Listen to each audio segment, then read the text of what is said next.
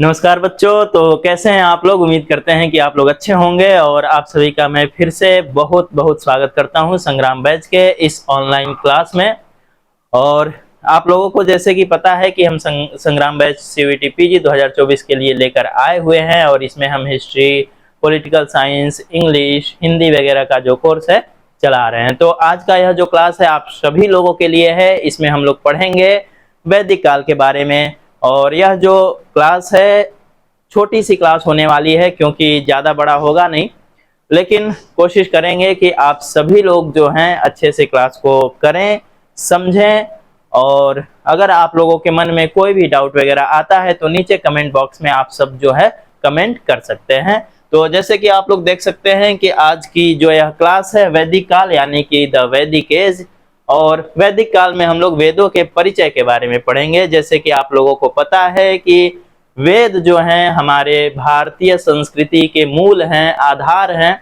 तो इनके बारे में पढ़ेंगे क्योंकि आपके एग्जाम में हर साल, और सबसे मजेदार बात अगर मैं आप लोगों को बताऊं कि इस साल यानी कि जो 2023 में जो सीवीटी पीजी का एंट्रेंस एग्जाम हुआ था हिस्ट्री का खास करके, तो सबसे ज्यादा जो क्वेश्चंस पूछे गए थे वह एंशिएंट इंडियन हिस्ट्री से पूछे गए थे और खासकर वैदिक पीरियड से पूछे गए थे।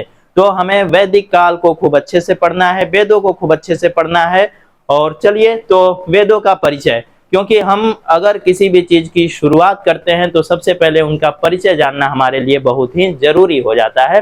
तो वेदों का परिचय यानी कि वेद क्या होते हैं। तो वेद जो है यह संस्कृत का एक शब्द है विद धातु, ठीक है ना। यानी कि विद धातु से वेद शब्द की निष्पत्ति होती है, उत्पत्ति होती है। कौन सा धातु, थोड़ा सा आप लोग यहाँ पर विद धातु, ठीक है ना। विद धातु से क्या होता है, वेद शब्द की उत्पत्ति होती है और इसका जो अर्थ है वह ज्ञान या फिर जानना होता है। तो चलिए अब हम लोग वेदों के बारे में थोड़ा सा आगे जानेंगे। आप लोग हमें सुनिएगा ज्यादा, क्योंकि आगे जो भी चीजें मिलेंगी आपको पीडीएफ के फॉर्म में आगे भी मिल जाया करेंगी। लेकिन हम जो नई चीजें आप लोगों को क्लास में बता दिया करेंगे उसको आप लोग नोट्स वगैरह बनाकर अच्छे से नोट करते चलिएगा, क्योंकि हमारी बताई हुई चीजें जो है आप लोगों के लिए ज्यादा लाभकारी सिद्ध होने वाली हैं, ठीक है। तो चलिए हम लोग आगे बढ़ते हैं और देखते हैं आगे की तरफ। हाँ, यहाँ अब हम लोग विषय वस्तु को देखेंगे, जैसे कि वेद क्या है, वेद कितने होते हैं, किस वेद का क्या कार्य है। तो विषय वस्तु के तौर पे हम लोग जानेंगे कि वेद जो हैं यह 4 हैं, लेकिन ज्यादातर हम वेदत्रयी का उपयोग करते हैं। वेदत्रयी के तौर पे हम सामवेद, यजुर्वेद, ऋग्वेद को शामिल करते हैं और एक चौथा जो वेद है अथर्ववेद, तो उसको हम लोग वेदत्रयी से बाहर रखते हैं। अब बहुत सारे बच्चे पूछेंगे कि भाई वेदत्रयी को हम लोग बाहर, वेदत्रयी से हम लोग अथर्ववेद को बाहर क्यों रख देते हैं, क्योंकि वो भी तो एक वेद है। तो इसके 2 कारण हैं। पहला कारण कि जो अथर्ववेद है यह तो सबसे बाद का वेद है, और दूसरा कारण जो अथर्ववेद में है, क्योंकि अथर्ववेद में तंत्र मंत्र जादू टोना के बारे में दिया गया है, जबकि ऋग्वेद, यजुर्वेद और सामवेद में ऐसा कुछ नहीं है। इन सब में कर्मकांड, संगीत, प्रार्थना, स्तुति वगैरह जो है वह दिए गए हैं। तो हम लोग थोड़ा सा यहाँ देखते हैं कि जिनके द्वारा देवताओं की स्तुति की जाती है वह ऋग, ऋचा या मंत्र कहलाता है। क्योंकि देखिए आप लोगों को पता है कि वेदों में क्या है ना, मंत्रों का संग्रह है, ऋचाओं का संग्रह है। वेदों को हम लोग संहिता के नाम से भी जानते हैं। संहिता के नाम से क्यों जानते हैं अभी हम लोग आगे जानेंगे। तो हम लोग आज वेदों के परिचय में सबसे पहले ऋग्वेद के बारे में जानेंगे, क्योंकि ऋग्वेद जो है सबसे प्राचीन वेद है। लेकिन वेदों के बारे में थोड़ा सा पहले जान लेते हैं। ऋच्यन्ते स्तूयन्ते देवानिया इति ऋक्, बहुत ही फेमस पंक्ति है। आपको सीवीटी पीजी का एंट्रेंस एग्जाम हो या आगे आपको इतिहास के लिए नेट जेआरएफ का परीक्षा देना हो, आगे आपको इतिहास से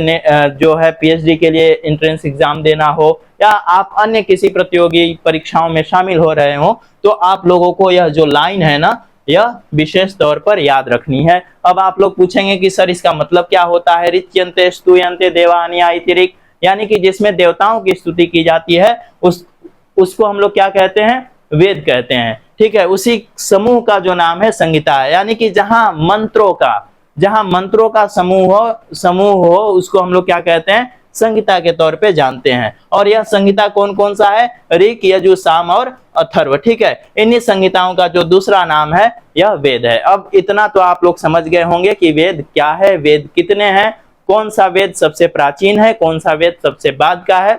क्योंकि अगर हम लोग वेदों के काल निर्धारण के तौर पे बात करें, क्योंकि बहुत सारे लोग पूछते हैं कि वेदों का समय क्या है।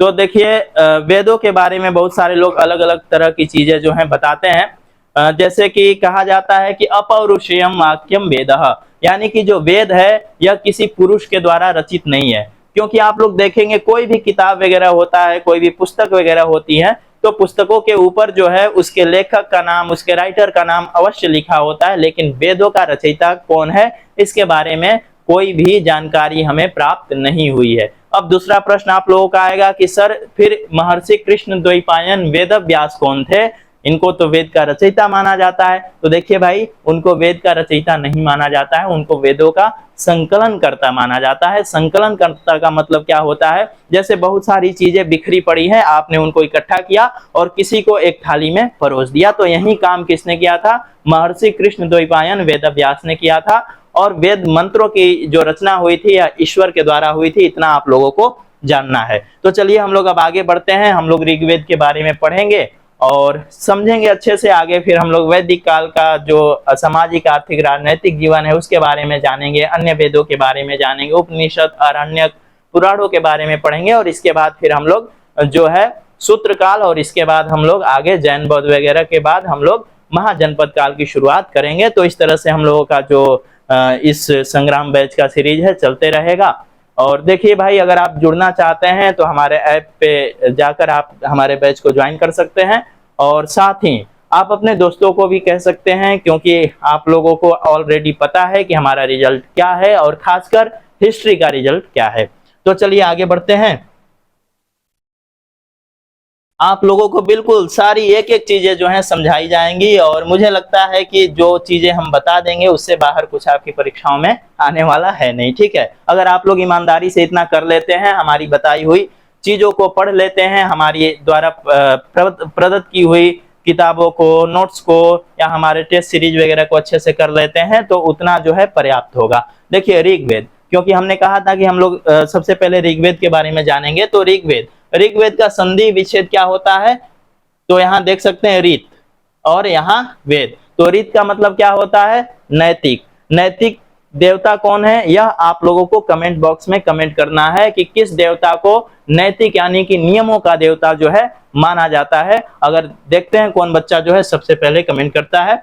तो ऋत यानी कि नैतिक, नियम, और वेद का मतलब क्या है, ज्ञान या जानना, जो कि हमने पहले ही बताया था, विद धातु से बना हुआ है। इसको याद रखना है भाई, आपके पीजी के परीक्षा में पूछा जाना है। एंशिएंट इंडियन हिस्ट्री को सभी लोगों को खूब अच्छे से पढ़ना है, मैं बार बार कह रहा हूं, क्योंकि एंशिएंट इंडियन हिस्ट्री देखिए आप लोगों को पता है 75 क्वेश्चन जो है यह पार्ट बी से होने वाला है, और पार्ट बी का मतलब क्या है, हिस्ट्री। और इन 75 में से लगभग 30 से 32 क्वेश्चन जो है एंशिएंट इंडियन हिस्ट्री का होने वाला है। इसलिए आपको एंशिएंट इंडियन हिस्ट्री खूब अच्छे से पढ़ना है। अगर यह सरकार रही तो आगे आने वाले समय में पूरा का पूरा जो क्वेश्चन है एंशिएंट इंडियन हिस्ट्री से आने वाला है। तो चलिए, अर्थात ऋग्वेद का अर्थ नैतिक नियमों को जानना है। क्या है ऋग्वेद का अर्थ, क्या है, नैतिक नियमों का जानना। नैतिक नियम क्या होते हैं, नैतिक नियम का तात्पर्य यह होता है कि जिससे हम समाज में या लोगों के बीच रहने का तौर तरीका जो है सीख सकें,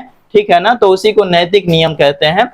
तो यह विश्व का प्राचीनतम ग्रंथ है। ऋग्वेद को संगीता, स्तुतियों का संग्रह और 10 मंडल होने के कारण दशतई वेद भी कहा जाता है। क्या कहा जाता है, 10 मंडल होने के कारण इसको दशतई वेद भी कहा जाता है।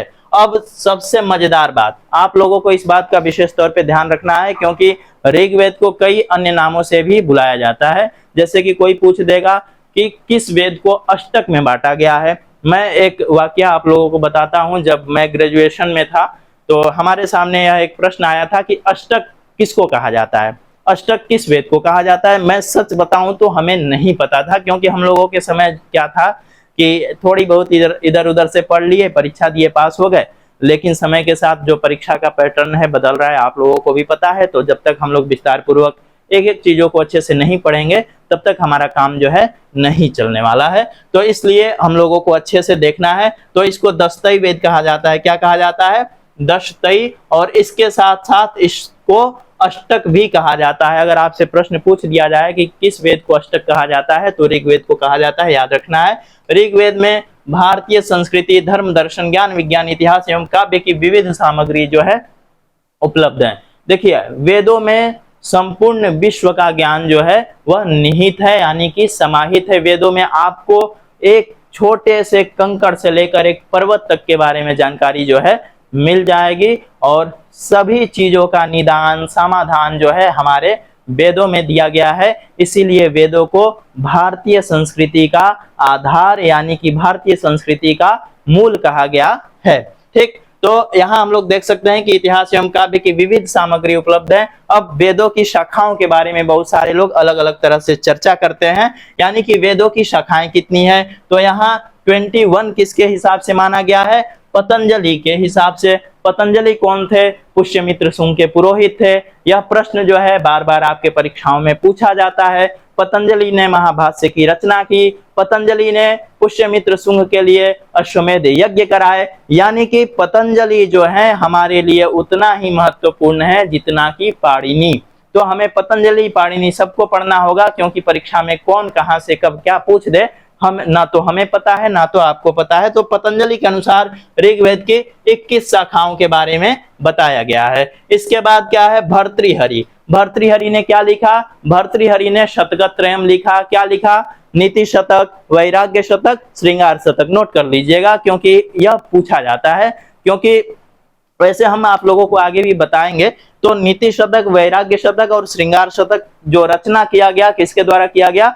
भर्तृहरि के द्वारा किया गया। और भर्तृहरि कहते हैं कि ऋग्वेद की 15 शाखाएं हैं, इसको आप लोगों को नोट कर देना है। इसके बाद हम लोग आगे यहाँ देख सकते हैं 5 शाखाएं जो हैं चरण या चक्रव्यूह के अनुसार माना गया है, और ऋग्वेद की जो है 27 शाखाएं भगवत दत्त के अनुसार जो है मानी गई है। यहाँ पर आप लोगों को पीडीएफ मिल जाएगा, अच्छे से आप लोग इसको देख सकते हैं, पढ़ सकते हैं, कोई दिक्कत नहीं होने वाली है। दिक्कत है तो भाई तुरंत बताइए आप लोग, मैं पूरी कोशिश करूंगा आपकी समस्याओं का समाधान करूं। ठीक है, तो चलिए थोड़ा सा अब आगे बढ़ते हैं। कुछ भी समझ में ना आए, मैं बार बार कहता हूं कि आप लोग हमसे पूछ लें। ठीक, अब यहाँ ऋग्वेद का विभाजन भाई बहुत ही जरूरी है। अब ऋग्वेद क्या है? ऋग शब्द का अर्थ क्या होता है? वेद शब्द का क्या अर्थ होता है? मैंने बता दिया। ऋग्वेद में देवताओं की स्तुति की जाती है, प्रार्थनाएं की जाती हैं। अब हम लोग ऋग्वेद के बारे में जानेंगे कि ऋग्वेद में कितने अध्याय हैं, कितने मंडल हैं, कितने सूक्त हैं, कितने मंत्र हैं, कितने अक्षर हैं। तो सारी चीजें यहाँ पर लिखी गई हैं, लेकिन कुछ चीजें हम लोग अलग से जानेंगे कि अभी वर्तमान में ऋग्वेद की एकमात्र शाखा जो है प्रचलन में है, उस शाखा क्या नाम है? शाकल शाखा। ठीक है, शाकल शाखा। शाकल नामक जो शाखा है ऋग्वेद की एक शाखा है, और यही एकमात्र प्रचलन में है। इसके साथ साथ और 4 शाखाएं हैं, हम लोग अभी आगे नाम बता देंगे। वैसे सुन लीजिए, शाकल, वाष्कल, अश्वलायन, संखायन और मांडुक्यायन। यह 5 शाखाएं जो हैं, क्या? शाकल, वाष्कल, अश्वलायन, संखायन और मांडुक्यायन। यह 5 शाखाएं जो हैं अभी वर्तमान तौर पे उपलब्ध हैं, और सबसे ज्यादा जो प्रचलित है वह शाकल शाखा है। ठीक है, अभी मैं आगे नाम लिख दूंगा, उसको आप लोग नोट कर लीजिएगा। चलिए थोड़ा सा हम लोग विभाजन को देखते हैं कि क्या भाई कैसे क्या विभाजन किया गया है। और यह जितनी भी चीजें यहाँ पर आपको दिख रही है ना, सब आपके लिए काफी महत्वपूर्ण है। एक एक अक्षर, एक एक पॉइंट जो है आप लोगों के लिए काफी मायने रखते हैं। तो यहाँ 10 मंडल हैं। कितने मंडल हैं भाई ऋग्वेद में? कोई पूछ दे तो 10 मंडल हैं। कितने अष्टक हैं? 8 अष्टक हैं। कितने अनुवाक हैं? 85 अनुवाक हैं। और सूक्त कितने हैं? तो सूक्त जो हैं 1017 है, लेकिन 11 सूक्त जो मिलता है, जिसको कि वाल्खिल्य सूक्त के नाम से जानते हैं, उसको मिलाकर जो सूक्त की संख्या हो जाती है वह 1028 हो जाती है। यह वाल्खिल्य सूक्त जो है ऋग्वेद के किस अध्याय में है? अगर आप लोगों को पता होगा तो नीचे कमेंट बॉक्स में कमेंट करिएगा, नहीं तो फिर तो मैं हूं ही बताने के लिए। ठीक है, इसके बाद देखिए कुछ चीजें खुद से भी ढूंढिए। ठीक है ना, कुछ चीजें खुद से भी ढूंढिए। क्या पता आप ऋग्वेद के वाल्खिल्य सूक्त को देखने गए कि किस अध्याय में है, वहां 2-3 और नई चीजें पता चल गई। और वेदों से प्रश्न आएगा, मैं बार बार कह रहा हूं, इस चीज को आप लोग एकदम इस चीज से बिल्कुल दूर मत भागिए। अगर किसी को वैदिक काल समझ में नहीं आता है तो मेरी जिम्मेदारी है, मैं आपको वैदिक काल, ऋग वैदिक काल, उत्तर वैदिक काल, इसके साथ साथ जैन बौद्ध यानी कि एंशिएंट इंडियन हिस्ट्री, मैं आप लोगों को अच्छे से समझाऊंगा। परेशान होने वाली कोई भी बात नहीं है। ठीक, इसके बाद क्या है, यहाँ आप लोग देख सकते हैं कि वाल्खिल्य सूक्त को जोड़ने पर जो है कितना हो जाता है, यहाँ 1028, ठीक है। इसके बाद 10,580 श्लोक हैं, कहीं कहीं 10,584 का भी उल्लेख मिलता है, लेकिन मैं जो चीज दूंगा आप लोगों को बिल्कुल सटीक दूंगा, और मैं जो यहाँ कह देता हूँ वही समझिए, क्योंकि काफी रिसर्च करने के बाद, काफी छानबीन करने के बाद आपको चीजें जो है उपलब्ध कराई जाती हैं। और तो यहाँ हो गया, यानी कि आपको ध्यान रखना है मंडल, अष्टक, अनुवाक, सूक्त और श्लोक। कुछ नई चीजें हैं जैसे कि शौनक। शौनक ने ऋक प्रतिशाख्य यानी कि ऋक लक्षण नामक एक रचना है, जो कि ऋग्वेद के शिक्षा के अंतर्गत आता है। मैं अभी आगे बात करूंगा, उसके रचयिता हैं शौनक। और शौनक कहते हैं कि इतने अक्षर यानी कि शब्द जो हैं कि ऋग्वेद में है, ठीक है। अक्षर जो है, अक्षरों की संख्या इतनी है शाकल शाखा के अनुसार, लेकिन वास्कल शाखा के अनुसार अष्टक क्रम में वर्गीकृत है। इसमें 8 अष्टक, 64 अध्याय, 2006 वर्ग एवं 1028 सूक्त है।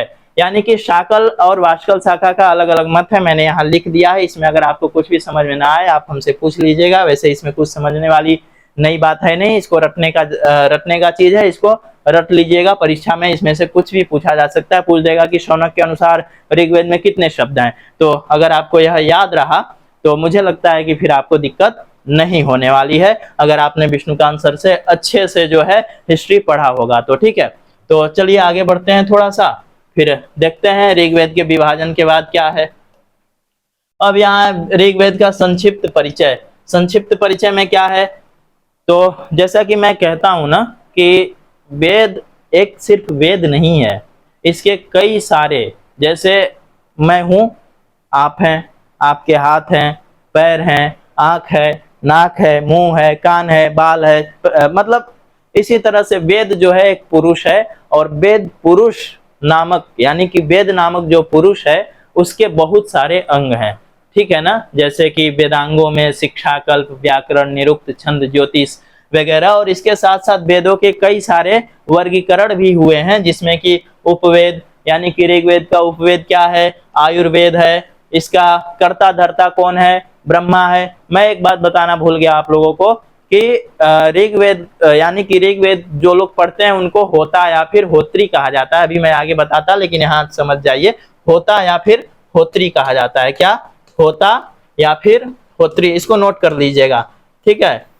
मैं लिखूंगा कम, बोलूंगा ज्यादा, समझना आपको है, लिखना आपको है। अगर हमारे एक शब्द को आपने मिस कर दिया तो समझिए कि आपका एक क्वेश्चन जो है छूट गया परीक्षा से, ठीक है। इसके बाद ब्राह्मण ग्रंथों में ऐतरेय और कौशिकी ब्राह्मण है, आरण्यकों में ऐतरेय और कौशिकी आरण्यक है, उपनिषद में ऐतरेय और कौशिकी उपनिषद है, क्योंकि ऐतरेय उपनिषद में हमें जो है अश्वमेध यज्ञ के बारे में भी जानकारी प्राप्त होती है। अभी हम लोग आगे पढ़ेंगे, बहुत ही ज्यादा पढ़ना है। श्रौत सूत्र, आश्वलायन, सांख्यायन, गृह सूत्र, आश्वलायन, सांख्यायन, शिक्षा में पाणिनीय शिक्षा और ऋक लक्षण। यह ऋक लक्षण जो है शौनक की रचना है, ठीक है ना, इस चीज को आप लोग याद रखिएगा। ऋक लक्षण जो है शौनक की रचना है। किसकी रचना है? शौनक की रचना है, और परीक्षा में कई बार पूछा भी जा चुका है। अब आप लोग पूछिएगा कि सर किस परीक्षा में पूछा गया है, हमने तो कहीं देखा ही नहीं।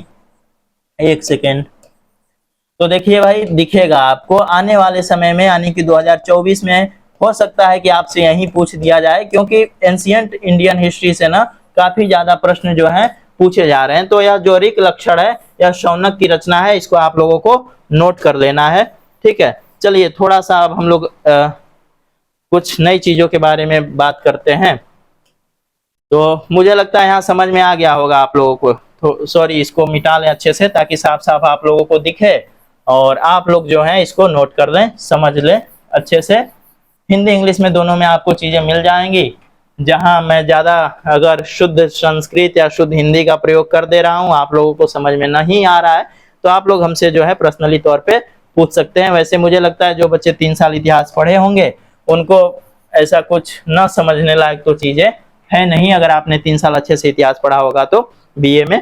तो चलिए थोड़ा सा आगे बढ़ते हैं और हम आगे की बातें करते हैं ऋग्वेद की, क्योंकि भाई इतना जल्दी ऋग्वेद खत्म नहीं होने वाला है, और मैं पढ़ाऊंगा तो विस्तार पूर्वक पढ़ाऊंगा, अच्छे से पढ़ाऊंगा। तो चलिए, अब यहाँ जैसे कि हमने कहा था कि ऋग्वेद में जो है 10 मंडल हैं, ठीक है ना, 10 मंडल है, 8 अष्टक हैं। लेकिन आप लोगों को याद रखना है एक बात का, क्योंकि ऋग्वेद का रचना किसने किया, इस बात का विशेष पुख्ता जानकारी जो है हमें कहीं से नहीं मिल पाती है। जैसे कि मैक्स मूलर, जैकोबी वगैरह ने अलग अलग जो है डेट भी निकाले कि इतने से इतने समय में, बाल गंगाधर तिलक वगैरह ने कि इतने से इतने समय में जो है वेदों की रचना हुई, ऋग्वेद की रचना हुई। लेकिन हम लोग मोटा मोटी मानकर चलते हैं 1500 से 1000 ईस्वी पूर्व के बीच, ठीक है ना, ईस्वी पूर्व के बीच जो है ऋग्वेद की रचना होती है। यह समय एक सभी लोगों के द्वारा जो है मान्यता प्राप्त है, लेकिन मैं नहीं मानता हूं। अगर आप लोग पर्सनली तौर पे हमसे पूछें कि सर आपका क्या मानना है, तो मेरा यह समय जो है, मेरे हिसाब से यह समय नहीं है। ऋग्वेद का लगभग समय जो है 4500 ईस्वी पूर्व से ऊपर ही है, इससे कम नहीं है, ठीक है ना, मेरे हिसाब से है। लेकिन मैं तो इतना बड़ा इतिहासकार हूं नहीं कि बाकी लोगों के तथ्यों को पलट दूं, लेकिन आप लोगों को यही मानकर चलना है।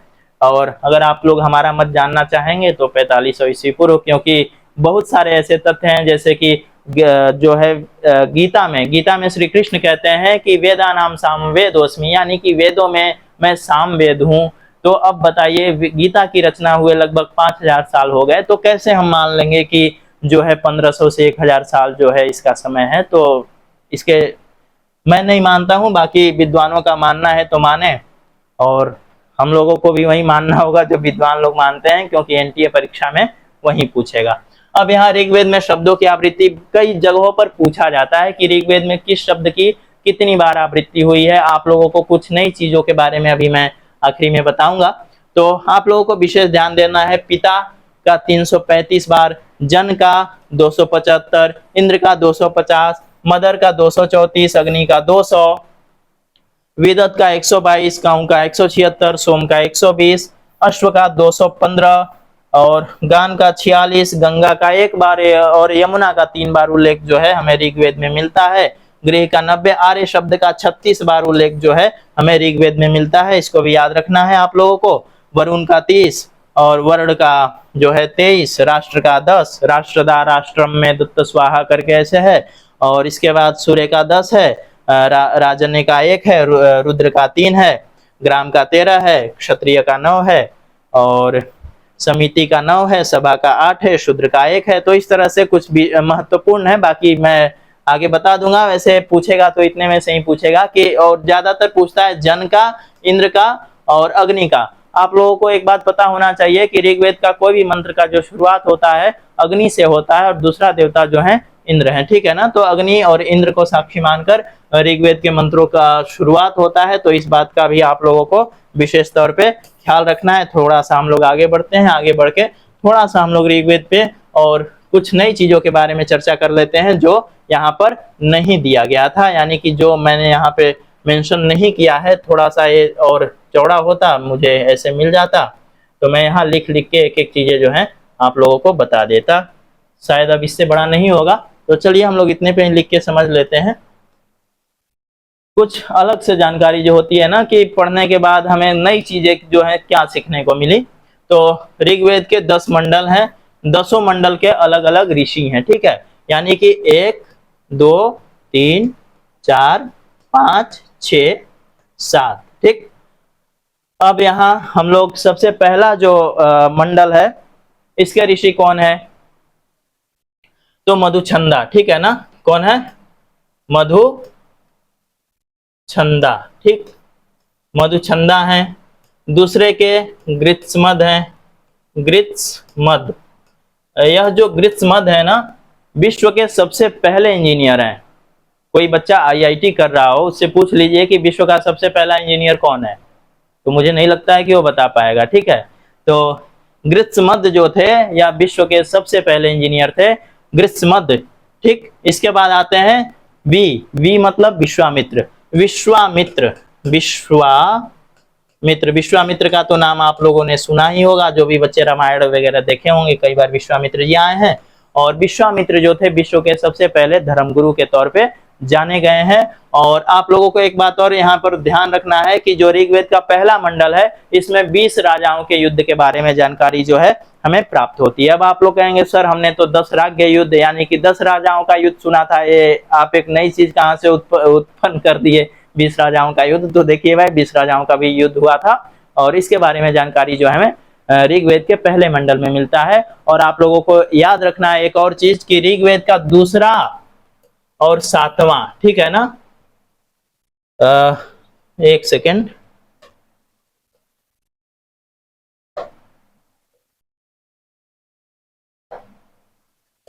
ऋग्वेद का 2 और 7 यानी कि 2 से लेकर 7 तक का जो मंडल है इसको वंश मंडल के भी नाम से जानते हैं। किस मंडल के? वंश मंडल के नाम से। और ऋग्वेद में सबसे बाद में जो है, सबसे बाद में 8वां, 9वां, 10वां और पहला मंडल जो है जोड़ा गया, जिसमें कि पहला और 10वां मंडल जो है यह सबसे बड़ा है, जिसमें कि 191 सूक्त हैं। यानी कि कोई आपसे पूछ दे कि ऋग्वेद का सबसे बड़ा मंडल कौन सा है, तो आपको याद रखना है पहला मंडल और 10वां मंडल, ठीक है। 10वां मंडल जो है यह ऋग्वेद का सबसे बड़ा मंडल है, जिसमें कि 191 सूक्त के बारे में जानकारी प्राप्त होती है। और ऋग्वेद का सबसे छोटा मंडल जो है वह दूसरा मंडल है। छोटा मंडल कौन सा है? छोटा मंडल जो है वह दूसरा मंडल है। आप लोगों को इस बात का विशेष ध्यान रखना है, ठीक है। तो इसको नोट करते चलिएगा। अभी सिर्फ हम लोग ऋग्वेद के बारे में पढ़ रहे हैं, इतना आप लोग ग्रेजुएशन में भी नहीं पढ़े होंगे क्लास में, ठीक है। तो इसको आप लोग नोट करते चलिएगा अच्छे से। सारी चीजें जो हैं आपके परीक्षाओं में पूछी जाती हैं। तो 10वां और पहला मंडल जो है सबसे बड़ा है, दूसरा जो है सबसे छोटा है। 191 सूक्त हैं, किसमें? 10वें और पहले मंडल में। हम लोग यहाँ मंडल के ऋषियों के बारे में बात कर रहे थे। तो विश्वामित्र जो है, यह जो हैं विश्व के सबसे पहले धर्मगुरु हैं, शतग्री विवाह यानी कि वामदेव। अब चौथे नंबर पे कौन आता है? वामदेव आते हैं। वामदेव, अत्रि, भारद्वाज, वशिष्ठ, कर्ण, अंगिरा और भृगु, ठीक है ना। यानी कि भारद्वाज, वशिष्ठ, 7वें के वशिष्ठ, 8वें के जो हैं कण्व हैं, 9वें के जो हैं अंगिरा हैं। अंगिरा ये सब ऋषियों का नाम है। और 10वें के जो हैं भृगु ऋषि हैं, ठीक है, भृगु।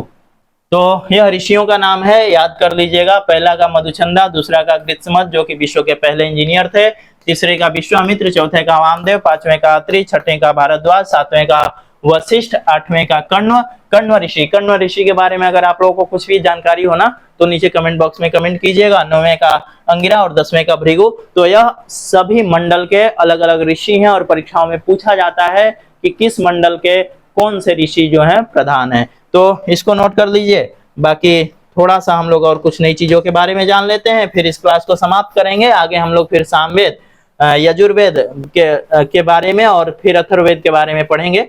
आज तो मुझे लगता है कि ऋग्वेद आप लोगों को अच्छे से समझ में आ जाएगा। अगर कुछ भी अन्य नई चीजों के बारे में जानना है ऋग्वेद के बारे में तो मैं आगे आप लोगों को बता दूंगा।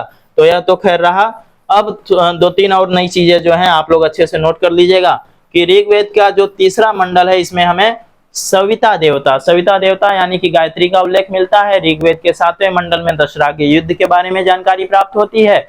और ऋग्वेद का जो 9वां मंडल जो है उसमें सोम देवता यानी कि सोमरस का उल्लेख है। इसको नोट कर लीजिएगा। तीसरा मंडल किसका है? गायत्री का। गायत्री मंत्र तो मुझे लगता है आप सभी लोगों को याद होगा। और इसके बाद 7वें मंडल में दशराग्य युद्ध, 10 राज्य यानी कि 20 राज्य नहीं, विंशति राज्य नहीं, यानी कि 20 को संस्कृत में क्या बोलते हैं? विंशति। तो 20 राजाओं के युद्ध के बारे में हमें जानकारी पहले मंडल में मिलता है। इसमें 10 राज्य यानी कि सुदास और बाकी अन्य राजा। और इसके बाद 9वें मंडल में सोमरस। अब हम बात करेंगे 10वें मंडल का, क्योंकि 10वां मंडल जो है सबसे बड़ा है और ज्यादातर चीजें जो हैं ऋग्वेद के 10वें मंडल में से ही हमें प्राप्त होती हैं। तो 10वें मंडल में जो है सूर्य सूक्त है। क्या है? सूर्य सूक्त, ठीक है ना। सूर्य सूक्त में ही एक क्या है? विवाह के बारे में जानकारी जो है हमें प्राप्त होती है। और सूर्य सूक्त में ही एक पंक्ति आती है महिलाओं को लेकर, क्योंकि भाई बहुत सारे ऐसे लोग हैं ना जो लोग वेदों का, स्मृतियों का, पुराणों का, उपनिषदों का जबरदस्त विरोध करते हैं।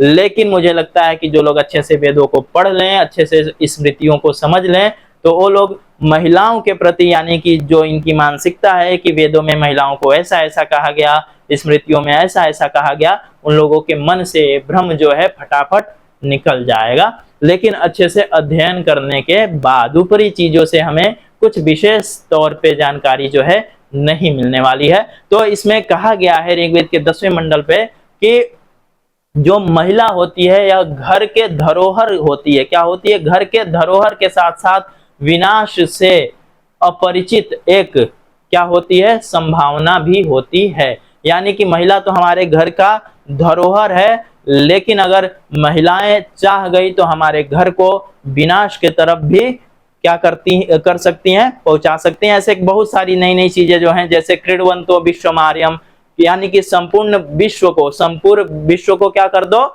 आर्यमय बना दो। क्या कर दो, क्रीडवंतो विश्वमार्यम। यह भी जो है ऋग्वेद के 10वें मंडल में। तो प्रसिद्ध सूक्तियां भी जो है पूछी जाती हैं। हम लोग सूक्तियों के बारे में जब वैदिक काल अच्छे से खत्म कर लेंगे तो फिर हम सूक्तियों के बारे में बात करेंगे। तो मुझे लगता है कि आप लोगों को अच्छे से समझ में आ गया होगा। और जो भी आप लोगों को नई चीजें ऐसा लगता है कि मैं कुछ ना बताया हूं, वैसे मैंने पूरी कोशिश की है कि ऋग्वेद के बारे में सारी जानकारी जो है आप लोगों को एक लेक्चर में दे दूं। आगे हम लोग सामवेद, यजुर्वेद और अथर्ववेद को कोशिश करेंगे कि एक लेक्चर में समाप्त करके आगे की चीजों को हम लोग पढ़ें। तो अगर बाकी कुछ आप लोगों को भी पता हो तो कमेंट बॉक्स में कमेंट कर सकते हैं। और मैं फिर से कह रहा हूं, संग्राम बैच को अगर आपने अभी तक ज्वाइन नहीं किया है तो जाइए, हमारे ऐप BHU वाले आपको प्ले स्टोर और साथ ही ऐप स्टोर दोनों जगह से मिल जाएगा। ऐप स्टोर पे आप हमसे जो है लिंक ले सकते हैं उसका। हमारा जो हेल्पलाइन नंबर है आप लोगों को पता है 9142719681, 9142719681, यह हमारा हेल्पलाइन नंबर है। आप इस पे कॉल करके, कॉल अगर नहीं रिसीव हो पाता है तो मैसेज जरूर से कीजिए। और आप यहां से ऐप स्टोर का लिंक लेकर जो है ऐप को डाउनलोड करके वहां हमारे बैच को ज्वाइन कर सकते हैं। और अभी आप लोगों के लिए ऑफर चल रहा है नवरात्रि तक, 15 अक्टूबर तक हमारे कोर्स का ऑफर है। अभी जो फी है लगभग 2500 रुपए है, तो जितना जल्दी हो सके आप लोग ज्वाइन कर लीजिए। और बाकी आगे क्या होगा, फीस का जो डेट है एक्सटेंड होगा नहीं होगा या बढ़ जाएगा घट जाएगा, इसके बारे में हम लोग अभी कुछ नहीं कर सकते हैं। तो अभी 2500 रुपए है और काफी कम है। आप लोग बाकी जगह भी देखे ही होंगे, अगर आप लोग हमें देख रहे हैं तो ज्वाइन कर सकते हैं हमारे बैच को।